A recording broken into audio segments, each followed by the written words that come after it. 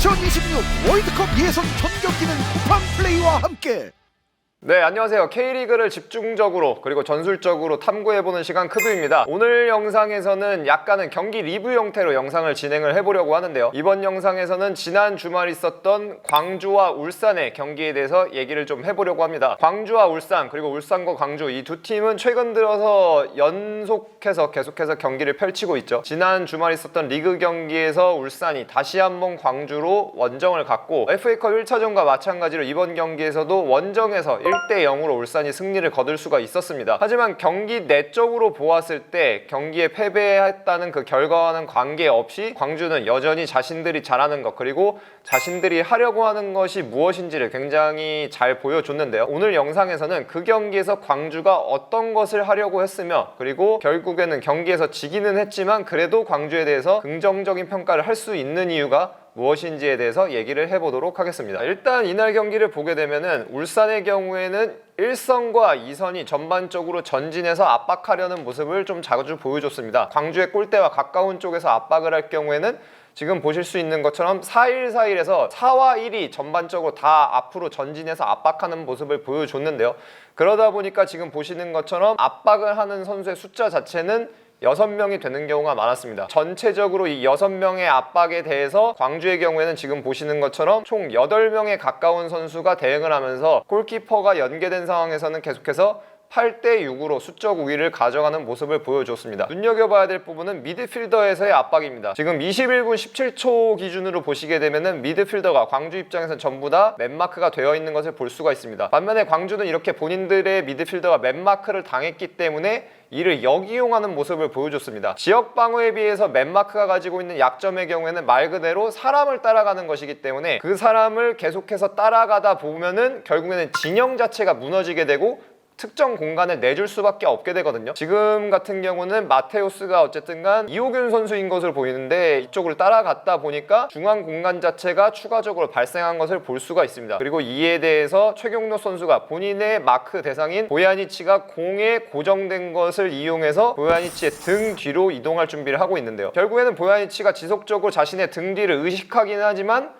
수비는 결국에는 공에 고정될 수밖에 없다는 것을 활용해서 광주가 이러한 울산의 미드필더 진영에서의 맨마크를 깨고 공을 전개시키는 것을 볼 수가 있습니다. 그리고 다시 한번 여기서 최경록 선수가 공을 가졌을 때 마테우스와 보야니치 또한 결국에는 공을 가진 최경록 선수에게 고정이 될 수밖에 없게 되고 그러면서 최종적으로는 1선과 2선 이 울산의 압박 라인을 넘어서서 광주가 공격을 전개하게 되는 것을 볼 수가 있습니다. 이후 과정 같은 경우는 이제 공을 측면으로 전개시키게 되고요. 한 번의 측면에서 뭔가 마무리가 됐다면 좋았겠지만 그러지는 못하면서 광주의 공 소유권이 계속해서 이어지게 됩니다. 울산을 완전히 자신들의 페널티 박스에 가라앉게 해놓고 내려앉혀 놓고 좌우로 큰 폭으로 공을 순환을 하게 되는데요. 공을 하프 스페이스에서 활용할 수 있느냐 그리고 혹은 측면에서 1대1을 할 수 있는 상황이 오느냐인데요. 지금 이제 22분 5초경 특히 이제 1대1의 귀재라고 볼 수 있죠.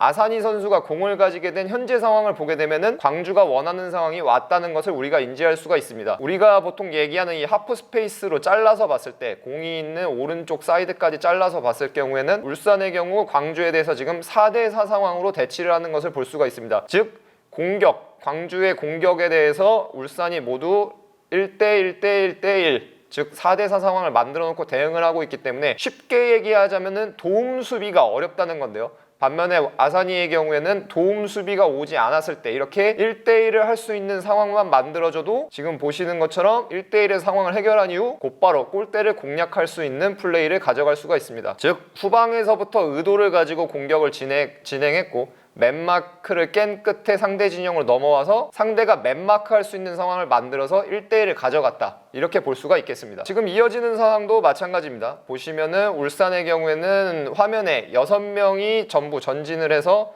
수비를 하는 것을 볼 수가 있죠. 그리고 이에 대해서 광주는 여전히 8명이 골키퍼까지 관여해서 플레이를 하고 있고요. 오른쪽에 있는 김진호 선수에게 공이 갔을 경우에 울산의 경우 왼쪽 윙이 김진호 선수에게 오기 때문에 8대6 안에서 센터백과 풀백, 즉 김진호 선수와 가까운 쪽 센터백이 만들어내는 2대1 상황이 발생한 것을 볼 수가 있습니다. 김진호 선수가 원한 것은 결국 그것이죠. 공을 가졌을 때 거기서 본인이 뭔가 특별한 것은 하지 않더라도 본인이 공을 가짐으로써 자신에게 수비 한 명이 온전하게 고정되게 만들고 그로 인해서 공을 이후에 받게 되는 팀 동료가 자유롭게 놓이는 것을 의도했다고 볼 수가 있겠습니다. 지금도 그리고 마찬가지죠. 골키퍼한테 거쳐서 이제 왼쪽 센터백에게 공이 연결이 되게 되면 마찬가지로 울산 입장에서 오른쪽 윙이었던 엄원상 선수가 센터백을 막 압박하기 위해서 전진했기 때문에 본인이 마크해야 하는 대상인 왼쪽 풀백은 자유롭게 풀린 것을 볼 수가 있습니다. 다시 한 번 더 오른쪽 측면에서 광주가 그랬던 것과 마찬가지로 이번에는 왼쪽 측면에서 센터백과 풀백이 만들어내는 2대1 상황이 나오면서 결국에는 자유롭게 공을 가지고 전진하는 것을 볼 수가 있습니다. 마크 없이 공을 가지고 전진을 한 이유, 그리고 그 이후에는 보시는 것처럼 측면으로 공을 전개하게 되고요. 광주는 이렇게 한쪽 측면에서 크로스가 올라올 경우 철저하게 선수와 선수 사이, 즉 울산의 수비와 수비 사이에 공격들이 위치해 있는 것을 볼 수가 있습니다. 득점까지는 가지 못했지만 확실히 굉장히 위협적인 찬스까지 만들어낸 것을 볼 수가 있습니다. 지금도 화면에 잡히는 걸 보시게 되면 울산의 경우는 여전히 6인 압박이 계속해서 이루어지고 있습니다. 반면에 이번에는 조금 더 광주가 큰 폭으로 울산의 대인 마크를, 대인 방어를, 아까도 저희가 살펴봤던 이 미드필드진에서의 대인 방어를 무너뜨리는 모습을 볼 수가 있는데요. 30분 45초 기준으로 보시게 되면 마테우스가 본인의 마크 대상을 쫓아가기 위해서 움직이고 있는 것이 보입니다. 자, 이때 마테우스가 끌려가는 위치를 보게 되면 마테우스가 이제는 화면에 잡히지 않죠. 잡히지 않는다는 것은 결국에는 일시적으로 5-4-1에 가까운 형태로 자신들의 진영이 변화했다는 것을 의미합니다. 자, 이번에는 또 원두재 선수가 자신의 등 뒤로 이동하는 이제 최경록 선수인 것으로 보이는데 최경록 선수를 의식하고 결국엔 또 끌려가게 되는 것을 볼 수가 있습니다. 자, 마테우스는 여전히 반 라인 정도 끌려가 있고 이제는 원두재 선수도 반라인 정도 끌려가 있죠. 계속해서 대인 방어를 해야만 하니까요. 자, 마테우스는 거의 백라인까지, 원두재 선수도 거의 백라인까지 끌려가게 되고요. 지금 31분 7초 기준으로 보시게 되면 울산은 사실상 6-3-1의 형태가 되게 됩니다. 그러니까 이것은 분명히 본인들이 원하지는 않았겠지만 광주의 미드필더를 막기 위해서 대인 방어를 부분적으로 택했기 때문에 결국에는 광주의 움직임에 의해서 발생할 수밖에 없었던 상황이고요. 그러면서 최종적으로는 자, 중앙에 보시면 이균과 중앙 미드필더 2명에 대해서 보야니치가 2대1로 수적 열세에 놓여있는 것을 볼 수가 있습니다. 공이 있는 쪽에 있는 이희균을 보야니치가 막기 위해서 움직이자 공이 열리게 되면서 또 중앙으로 광주는 공격을 전개할 수가 있습니다. 지금 장면은 이제 경기를 보셨던 분들은 어떻게 보면 기억을 하실 수도 있는데 약간은 팬의 입장에서 보면 재밌는 장면인데요. 지금 이제 영상이 넘어가면서 소리를 들어보시게 되면은 이정효 감독이 굉장히 크게 특정 선수를 부르는 것을 볼 수가 있습니다. 특정 선수를 불렀을 때, 자, 그리고 이제 돌아보게 되죠. 감독이 불렀을 때 돌아볼 수밖에 없는데 돌아보고 다른 선수에게 빨리 위로 올라가라고 얘기를 하는 것을 들을 수가 있습니다. 이때 상황적으로 보았을 때 누구에게 올라가라고 하는 것이냐라고 유추를 해보자면은 지금은 이민기 선수가 내려와 있는데 아까 저희가 봤던 것처럼 계속해서 중앙에서 광주는 울산이 미드필더들이 대인 방어를 하게 하는 것을 원했을 가능성이 높거든요. 예를 들어서 아까 저희가 봤던 상황과 비교를 해보자면은 마테우스 선수가 본인이 마크해야 하는 선수 없이 자유로운 상태에 놓여 있는 것을 볼 수가 있습니다. 반면에 여기서 만약에 조금 더 중앙으로 빨리 올라가서 아까 저희가 봤던 것처럼 마테우스가 대인 방어를 하게 했다면, 그리고 대인 방어를 하게 함으로써 특정 공간을 만들어낼 수 있었다면은 공격이 조금 더 빠른 타이밍에 쉬운 형태로 전개가 될 수 있었을 겁니다. 근데 그렇지 못했기 때문에 이정효 감독은 굉장히 크게 소리를 지르면서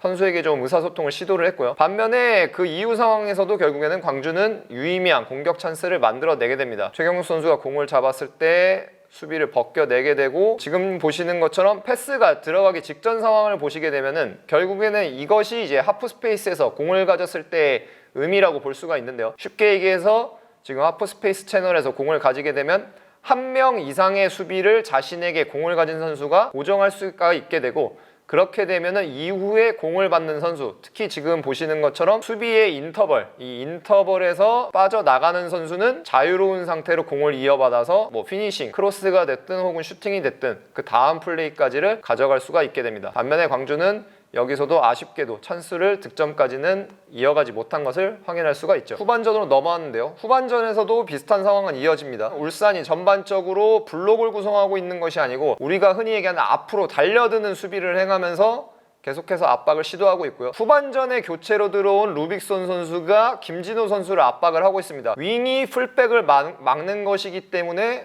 굉장히 자연스러운 것처럼 보이죠. 근데 여기서 또 발생하는 문제는 무엇이었냐면은 김진호 선수가 지금 보시는 것처럼 안쪽으로 많이 좁혀 들어와 있기 때문에 사이드 채널이 완전히 열려 있는 것을 볼 수가 있습니다. 보통은 이제 뭐 3백이라면은 윙백이 내려와서 이 공간을 활용하게 되는 것이 일반적인데 광주의 경우는 그렇지 않고 중앙에 있어야 할 미드필더가 터치라인 근처까지 측면으로 빠져서 공을 받으려고 움직이는 것을 볼 수가 있습니다. 결국에는 이렇게 됐을 경우에는 대인 방어를 계속해서 시도하고 있던 울산이기 때문에 지금은 위치로 봤을 때는 이제 마테우스 선수가 이에 대해서 대처를 해야 하는데요. 반면에 마테우스 선수는 결국에는 고민에 빠질 수밖에 없습니다. 내가 미드필더인데 이렇게 측면까지 빠져나가게 되면은 조금 더 내가 우선적으로 막아야 하는 중앙이 완전히 열리게 되는데 이것을 따라가야 하는지 그리고 말아야 하는지 이에 대해서 의구심을 가질 수밖에 없게 됩니다. 그리고 그 결과 최종적으로 사이드 채널은 광주가 활용할 수 있는 형태로 완전히 열리게 되고요. 자, 그리고 이에 대해서 연쇄적으로 지금 또 보시게 되면은 반대쪽 중앙 이 센터 서클 부근에서 완전히 프리로 자유로운 선수가 광주는 또 위치해 있는 것을 볼 수가 있습니다.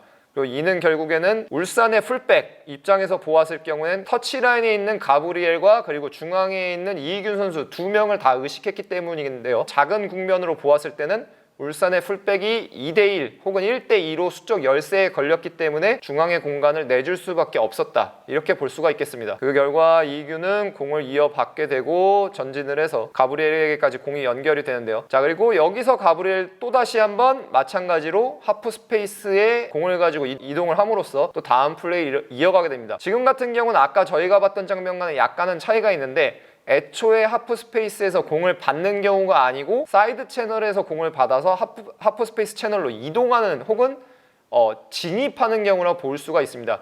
진입을 이런 식으로 했을 경우에는 한 명 공을 가진 선수, 지금은 이제 가브리엘인데요. 가브리엘이 본인에게 두 명의 선수를 한 번에 고정시킬 수 있다는 것을 의미합니다. 결과적으로는 그 둘 사이에 갭이 발생하면서 사실은 수비가 막아야 할 그 다른 선수가 A와 B가 있다면 B가 결국에는 자유로운 상태로 공을 받을 수 있게 됩니다. 따지고 보자면은 2대2 상황이지만 사실은 수비 두 명이 한 명에게 고정이 되었기 때문에 그 이후에 공을 받는 선수는 1대0 상황에서 자유로운 상태로 공을 받게 되는 것을 우리가 볼 수가 있습니다. 자, 여기서 공을 받게 되고 크로스가 성공적으로 연결되지는 않았지만 곧바로 이 상황까지 만들어 놨기 때문에 공의 소유권을 회복하면서 상당히 좋은 위치에서 프리킥까지 얻어내는 것을 우리가 확인할 수가 있습니다. 지금도 골키퍼가 공을 처리하는 장면인데 골키퍼에서 미드필더로 곧바로 이어지는 패스라인을 형성함으로써 공을 이어받아서 이제 결국에는 공격을 전개하게 되는데요. 이균에서 다시 한번 가브리엘로 공이 측면으로 나갔고 이제 1대1을 시도하는 것을 볼 수가 있습니다. 반면에 지금은 아까 저희가 살펴봤던 것처럼 가브리엘에게 두 명이 고정되기는 했지만 이미 도움 수비가 이 둘의 등 뒤에 위치해 있기 때문에 해당 공간을 활용하지는 않고 조금 더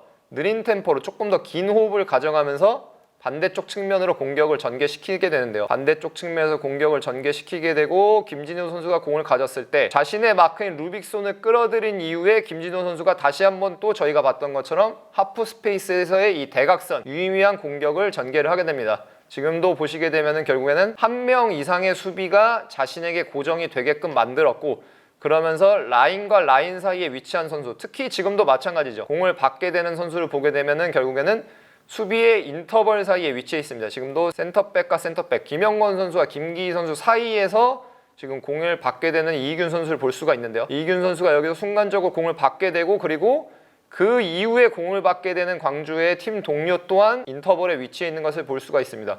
그러면서 계속해서 공을 받는 선수가 연쇄적으로 자유로운 선수가 될 수밖에 없게 되는 것이죠. 원터치로 플레이를 하고 다시 한번 또 수비는 공이 있는 쪽으로 몸을 돌려야 하기 때문에 최종적으로 이균이 공을 받았을 경우에도 순간적으로 시간적 공간적으로 슈팅할 수 있는 여유를 확보를 하게 됩니다. 그리고 그 이후에는 뭐 세컨볼 상황에서 가브리엘이 슈팅까지를 시도하지만 아쉽게 득점까지는 성공하지 못하게 되는 것을 볼 수가 있죠. 패스가 리플레이를 통해서 들어오는 장면을 보시게 되면은 공이 빠질 때 이제 공을 받게 되는 선수가 확실히 자유로운 상태에 있는 것을 볼 수가 있습니다.